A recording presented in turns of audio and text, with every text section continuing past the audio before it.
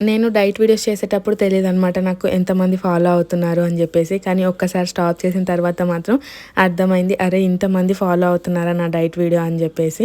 నేనైతే స్టాప్ చేయలేదనమాట. ఒక 1 week 10 days అట్లా బ్రేక్ అయితే పడింది. కావాలని తీసుకున్నది కాదు, సడన్‌గా అయితే అయిపోయిందనమాట అట్లా. సో డే 20 అని అయితే పెట్టుకున్నాను ఈ రోజుకి.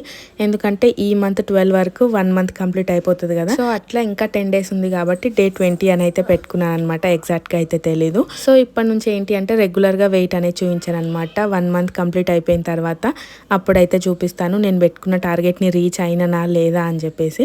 సో అప్పటి వరకు అయితే వెయిట్ చేయండి. ఇంకా ఈరోజు అయితే జీరా రైస్ చేశాను అనమాట. ఎప్పుడు బగారా రైస్, వెజిటేబుల్ రైస్ తిని తిని బోర్ కొడుతుంది అని చెప్పేసి జీరా రైస్ విత్ చికెన్ కర్రీ అయితే చేసిన. ఇక్కడ పైన కనిపించేది వచ్చేసి ఆరు కోసం చేసిన అనమాట.